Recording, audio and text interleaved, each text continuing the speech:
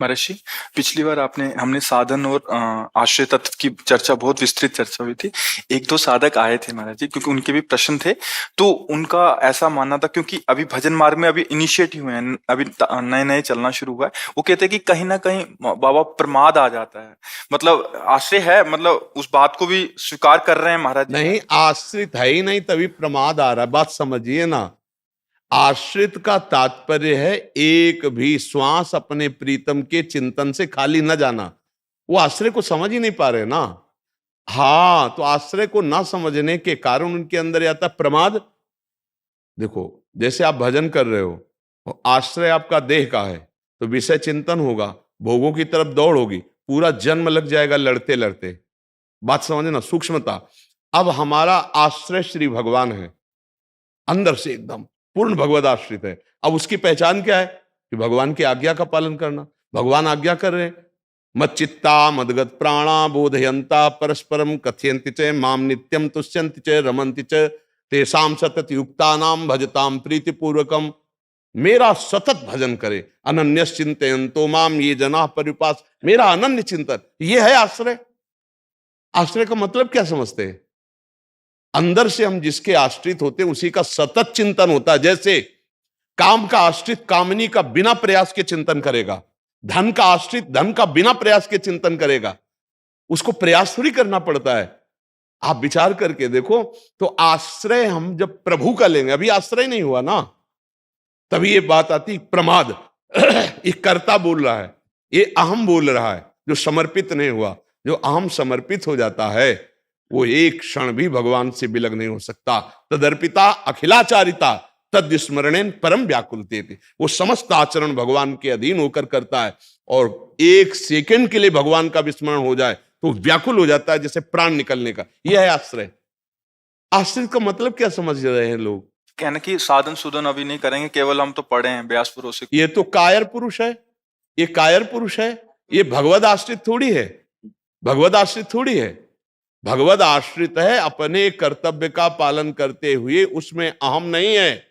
ये श्री भगवान करा रहे हैं, एक क्षण के लिए भी भगवत आज्ञा का उल्लंघन नहीं हो, भजन का तार न टूटे, उसे भगवद आश्रित कहते हैं। आश्रय का मतलब ये तो प्रमाद है, ये तो कायरता है, ये तो कर्म का चोरी करना है। कि हमें अपने जो अंदर वेग आ रहा है सेवा भजन साधन का, बोले नहीं हमें ये नहीं करना, हम तो आश्रित हैं। ऐसा कैसी बात है? कब ऐसा उपदेश दिया गया है? उस मर्जी इस बात का ऐसा भाव ले लेते हैं जो मतलब अभी चले नहीं है। हाँ, तो उनको ये आकर के निराकरण करना चाहिए कि ऐसा आश्रय का मतलब ऐसा नहीं होता है। आश्रय का मतलब होता है कि जैसे अभी आप स्वीकार किए मैं गृहस्थ हूं, आप स्वीकार किए मैं पुरुष हूं, आप स्वीकार किए मैं साधक हूं। आपको ये स्वीकार करना मैं श्री भगवान का हूं, श्री भगवान मेरे। यहां से प्रारंभ होती है उत्तम साधना। अब जिनके हम हैं उनका सतत चिंतन, उनके ममता में हमारे कोई मिलावट नहीं होगी। भगवद आश्रित है ना, तो सबकी ममता ताग बटोरी, मम पद मन ही बांधी बर डोरी। तब तो आश्रित माना जाएगा। ऐसे थोड़ी मनमानी आचरण कर रहा है, भोग भोग रहा है और इसके बाद कहता मैं भगवद आश्रित, तो वो तो प्रमादी है, वो तो साधक ही नहीं है, भगवद आश्रित ही नहीं है। भगवद आश्रित कैसे होता है, ये पहले समझे आकर के। हाँ, जब तक साधन को भगवत कृपा नहीं समझेगा तब तक वो कैसे? मन क्रम वचन छाणी चतुराई भजत कृपा करे रघुराई। मन वचन कर्म से भगवान के आश्रित होकर वो नाम जप कर रहा है, कुमार्गामी प्रवृत्तियों को त्याग रहा है। जो नहीं त्याग पा रहा वो भगवान से पुकार रहा है, प्रार्थना कर रहा है, हर समय भगवत चिंतन। ये भगवत आश्रित का लक्षण है। ये जो लोग कहते हैं भगवद आश्रय से प्रमाद है, वो समझ ही नहीं पा रहे भगवद आश्रय किसे कहते हैं। व्यास भरोसे कुंवर के सुवत पांव का पसार का तात्पर्य है पूर्ण काम महापुरुष। बहुत ऊंची स्थिति है, छोटी मोटी थोड़ी है। तुम कहां पांव पसार के सोते हो? तुम तो बेविचार करते हो, मनमानी चिंतन करते हो, तुम पांव पसार के सो रहे हो। मतलब क्रियाओं को बाहर ना प्रकट होने देना, तो अंदर क्रियाएं तो हो रही हैं, आपके अंदर चिंतन तो चल रहा है। आश्रित किसके हो? विषय के, शरीर के, भोगों के, अहम के। ये चीज समझना पड़ेगा। आश्रय से ही भगवत प्राप्ति होती है का तात्पर्य है जिसका हम आश्रय लेते हैं उसका सतत चिंतन होता है, जिसका हम आश्रय लेते हैं उसके विरुद्ध कभी आचरण नहीं होता है, जिसका आश्रय लेते हैं हमारा प्राण प्यारा होता है, जिसका आश्रय लेते हैं उसके सिवा हमारा कोई नहीं होता। जैसे मीरा जी ने गिरधर का आश्रय लिया तो कहती मेरे तो गिरधर गोपाल दूसरो ना कोई। तो रात दिन क्या हो रहा है? गिरधर का चिंतन हो रहा है। आप देखो, जिसका आश्रय लियो आपका चिंतन हो रहा है कि नहीं। आप कभी माला लेकर संसार का जप करते हैं कि आसन में बैठकर ध्यान करते हैं? क्यों?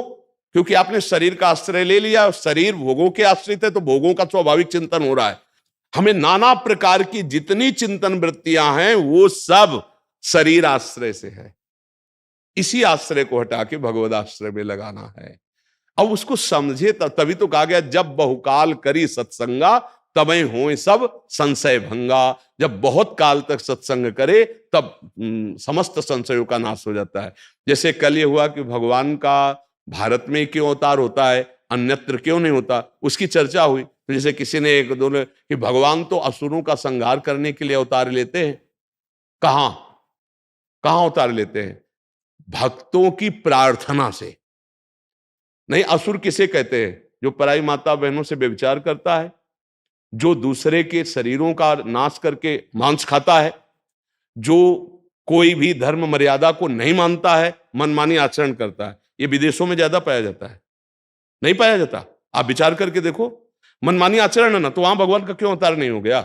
राक्षस किसे कहते हैं? माने मातु पिता ने देवा, साधुन ते करवावे सेवा, जिनके ये आचरण भवानी ते निश्चर सम जानो प्राणी। राक्षसी प्रवृत्ति की कमी है क्या? मदिरापान करना, मांस खाना, व्यभिचार करना, यही उद्देश्य है। खूब धन कमाओ, खूब शरीर के पोषण करो, भोग भोगो, कोई उनको स्वर्ग नरक भगवान इसकी कोई परवाह नहीं है। तो वहां भगवान का ज्यादा अवतार होना चाहिए, क्यों नहीं हुआ? असुर भाव इसी को तो कहते हैं। ये भगवत प्रेमी महात्माओं की आराधना, उनको सखा भाव से, तो भगवान अवतरित होकर सखा, एक संकल्प में दुष्टों का विनाश कर देने वाले भगवान दुष्टों के लिए नहीं अवतरित हुए, प्रेमियों के लिए अवतरित हुए।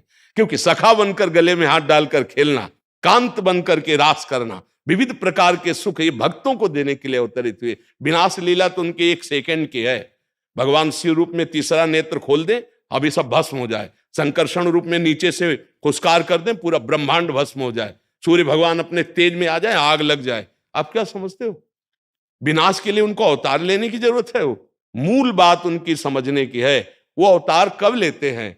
जब सब बड़े बड़े महात्मा व्याकुल होकर उनको पुकारते हैं। वो अवतार कब लेते हैं? सर्वत्र व्याप्त भगवान जब प्रेम से पुकारा जाता है तो अवतरित हो जाते हैं। हरि व्यापक सर्वत्र समाना, प्रेम से प्रकट हो। प्रेम कहां है? भगवत प्रेमी महात्माओं के। वो कहां है? भारत भूमि में। जितेंद्रीय धर्मनिष्ठ प्राणों का समर्पण करके भगवान की आराधना में अपने को भस्म कर दिया, वो महात्मा सजयति सजयति, वो जय जय को प्राप्त हुए। ये बातें बनाने से थोड़ी है, बातें बनाने से थोड़ी है। बस समझना है भगवान की बात। ये बिना आराधना के वाले जो बुद्धि के हैं, ये ऐसे तर्क वितर्क छोड़ते रहते, समझते नहीं। भगवान का आश्रय और उसका चिंतन बिगड़ जाए, कैसी बात करते हो? अहम का आश्रय, देह भाव देहाभिमान का आश्रय, अब भोगों में चिंतन जाएगा। तो हमारा पूरा जीवन लग जाता है आश्रय होने में, आश्रित होने में पूरा जीवन लग जाता है। और जिस दिन सच्चा आश्रय आया, उसी दिन भगवत साक्षात्कार हो जाएगा। शरणागति प्रारंभ से लेकर के जीवन भर शरणागति होती रहती है। तनुवांग मनोभीर अमलई सोहम तविवाश्रिता, शरीर से, वाणी से, मन से और स्वयं से शरणागति। अब प्रारंभ से वचन से होती है, नाथ मैं आपकी शरण में हूं। अब पूर्ण हो गई क्या इसी से? अब तुम्हारे आचरण पूरे शरणागति होने चाहिए। तो शरीर की शरणागति हो, मन का संकल्प भगवान के अधीन होना चाहिए, मन का समर्पण हो गया, फिर स्वयं भगवान के आश्रित हो गया। अब शरणागति, अब रंग आ जाएगा उसके अंदर, निश्चिंत निर्भय निशोक, उसके अंदर सच्चिदानंद भाव आ जाएगा। महाराज जी, आपका कहने का जो सार निकल रहा है कि साधन पक्ष तो चलेगा ही, गुरु आज्ञा से जो मिला है, हाँ, उसके अंदर बहुत जोर का अहम जो है, हाँ, बल साधन का ना होके प्रभु का हो जाए। हाँ, देखो ये ऐसा मार्ग है कि आगे इतने खतरे हैं कि आपकी साधना में दम नहीं कि उनसे निपट ले। जब काम का आकर्षण होगा और काम की सुविधा माया दे देगी, तो उस समय कोई भी ऐसा सामर्थ्यशाली नहीं पूरी सृष्टि में जो अपने को बचा ले। वो केवल भगवद आश्रित ही बचेगा, दूसरा नहीं बचेगा। दूसरे की सामर्थ्य नहीं है कि बच जाए। उस समय करो सदा तिनके रखवारी, जिम बालक राखे महतारी। बड़े बड़े की बात हम कह रहे, ये बात बनाना अलग बात है। पीछे से हम खा के आके और मुंह ऐसे पोंछ के बैठ गए, वो बात अलग की है। पीछे भी वैसे ही और सामने भी वैसे ही। ये केवल भगवान की कृपा से हो सकता है, अन्यथा दो चेहरे होते हैं, ध्यान रखना। जब बैक में और कैमरे के सामने दोनों एक हो, अर्थात संसार की दृष्टि के सामने और एकांत में भी जिसका एक हो वो भगवद आश्रित होता है। और ऐसा बहुत कठिन है, बहुत कठिन है। बातें बना लेना बहुत सरल है, अच्छे अच्छे ऐसे बोल उठते हैं, ये मार्ग ऐसा है।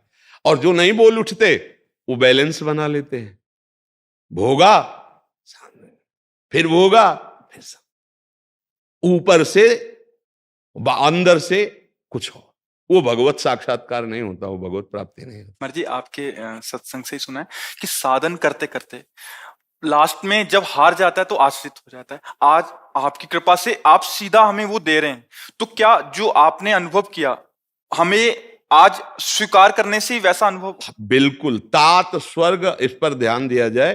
तात स्वर्ग अपवर्ग सुख धरी तुलाए कंग, और तूल नताए सकल मिल जो सुख लव सत्संग। सत्संग से जो प्राप्ति होती है वो ना स्वर्ग में और ना मोक्ष से। ऐसा क्यों कहा गया? लव माने बहुत छोटा समय होता है, क्या एक सेकंड में जो उन्होंने जीवन में अनुभव किया वो तुम्हें दे दिया, भगवद आश्रित। और उनकी कृपा से यदि ऐसा आ गया कि हे नाथ मैं आपकी शरण में हूं, बहुत बड़ी बात बन गई। क्योंकि अब भगवान संभालेंगे आपको। अभी तक तुम अहंकार से टहल रहे थे माया में, अब भगवान तुम्हारे को धीरे धीरे, और जहां जहां तुम्हारा अहम काम करेगा वहां वहां तुम रौंद दिए जाओगे। अपने आप होगा हे प्रभु देख लो मैं गिरा, तो बोला और ऊपर और ऊपर, और ऐसी जगह बैठाल देते जाना, काम स्पर्श करता है, न क्रोध न लोभ न मोह न मद न मत्सर। भगवद आश्रित होना हर साधक को पड़ेगा, आज नहीं तो कल। भक्ति की पूर्णता है आत्मसमर्पण करो। श्रवणम कीर्तनम स्मरणम विष्णुपाद सेवनम अर्चनम वंदनम दास्यम शक्य। परिणाम क्या आएगा? आत्मनिवेदनम। आत्मनिवेदन, आश्रय, समर्पण, शरणागति। वो तो जानते नहीं ना, इसलिए ऐसा कह रहे हैं। हमें भगवत प्राप्ति के लिए भगवत आश्रय और निरंतर भगवत साधन, चाहे वो गृहस्थी में चाहे विरक्ति में, जो भी कर्म कर रहा है सांगो पांग करके भगवान को अर्पित करना, भजन बनने लगेगा। अब वो समझते नहीं। अच्छा, आश्रय भजन का नहीं लिए हो तो फिर आश्रित किसके हो तुम? जिसका हम आश्रय लिए उसका भजन नहीं करेंगे तो आश्रित किसके है? वो समझ नहीं पाते। आश्रय तत्व को समझना कठिन है, और समझ गया तो जिसके हम आश्रित रात दिन वही चलेगा। देखो कई बार बताया आश्रय की पहचान, कि जैसे सुखद घटना आई, कोई सुखद परिस्थिति आई कोई, तो आपका मन कहां गया ये देखना है। कोई दुखद परिस्थिति आई, आपका मन कहां गया? तो सुखद परिस्थिति में देखिएगा आपका मन अपने प्रयास पे जाएगा। देखो हमने ये किया ना, ये ऐसा हुआ ना, बड़ा प्रश्न। आश्रय किसका है? मैं का, शरीर का। और दुखद जब परिस्थिति आएगी तब आपको कोई मित्र कोई पदाधिकारी ये याद आएंगे। आश्रय किसका है? संसार का। और जब भक्त के जीवन में सुखद परिस्थिति आती है तो भगवान के दुलार को देखता है। ये श्री हरि के दुलार से, कृपा शब्द नहीं, वो दुलार कर रहे हैं। और जब विपत्ति और कठिन परिस्थिति आती है तो वो कृपा का अवलोकन करता है कि भगवान कृपा करके हमारे पापों का मार्जन करके पवित्र कर रहे। दोनों स्थिति में, संकट में भी भगवान की तरफ वृत्ति गई और सुख में भी भगवान की तरफ वृत्ति गई। वो भगवान को भूल कैसे सकता है? आश्रय तत्व पे आज आप जिसके आश्रित हो उसी का ज्यादा चिंतन होगा। ध्यान देना, शरीर के आश्रित हो तो कभी भूल रहे हो शरीर को, भजन नहीं हो रहा। आप देखो शरीर का भजन हो रहा है कि नहीं हो रहा? अच्छा, आप शरीर को जितनी मांगे हैं वो सब चाहिए ना आपको, वही सब आप कर रहे हैं ना। ये आश्रित हो जाओगे तो भगवान के जितने भगवत भाव के सद्गुण हैं वो सब आप में आने लगेंगे। ये अंदर की शरणागति की बात है। प्रारंभ में साधक को चाहिए गुरुजनों का आश्रय लेके उनके बताए हुए साधन पर रति करे। तो आश्रय किसका? गुरु का आश्रय हुआ ना। तो गुरु और भगवान दो हैं क्या?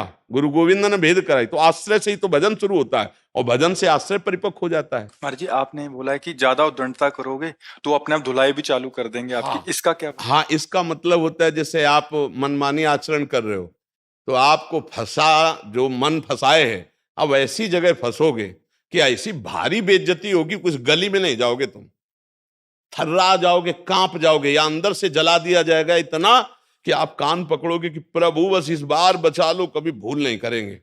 और या वहां इतनी तुम्हारी पिटाई हो जाएगी, बेइज्जती हो जाएगी, कुछ गली में नहीं जाओगे। भगवान दो प्रकार से कृपा करते हैं, एक बार समझा के और दूसरी बार घटना पैदा करके। अरे हृदय कांप जाएगा कि भूल से भी नहीं करेंगे। इससे भी आश्रय पुष्ट हो। और क्या, उसे बड़े करुणा निदान है। वो कहते साम दाम और दंड भेष से सीधे रास्ते लाऊं, नकली से बनाऊं असली, भगत मेरे मुकुटमणि, मैं भक्तन को दास, भगत मेरे मुकुटमणि। ये मेरे मन में ठनी, नकली से बनाऊं असली, झूठा खेले साचा होए। अगर झूठे से ड्रामा से भी भक्ति शुरू की हो, कहा भगवान मैं आपका, अब उनका प्रोसेस शुरू हो जाएगा। अब आपको एक दिन असली बना के वो छोड़ेंगे, असली महात्मा बना देंगे। भगवान बड़े कृपालु हैं, ये हम हृदय की बात कहते हैं। उनके सहारे से ही इस मार्ग में चला जाता है। चाहे उनको गुरु मानो, चाहे भगवान मानो, चाहे ब्रह्म मानो, चाहे परमात्मा, जो भी नाम दो ये एक ही है। बिना आश्रय के साधना तो शुरू ही नहीं होती। अगर आप कुछ भी नाम जब करने लगे तो उसमें किसी संत का आश्रय हुआ, उनकी वाणी का आश्रय हुआ, तभी शुरू होती। तो आश्रय नहीं है क्या है? अब हमारी बात ना मानो और आप कह दो हमारे आश्रित हो, तो कैसे माने जाओगे आश्रित, है ना? तो हम श्री कृष्ण के आश्रित तब हुए जब गीता जी मान रहे हैं। श्री कृष्ण के आश्रित जब हुए जब उनके भक्तों की बात हम मान रहे हैं, उनके भक्तों का संग कर रहे हैं। तो आश्रय बहुत विशाल बात है, उसको समझना पड़ेगा।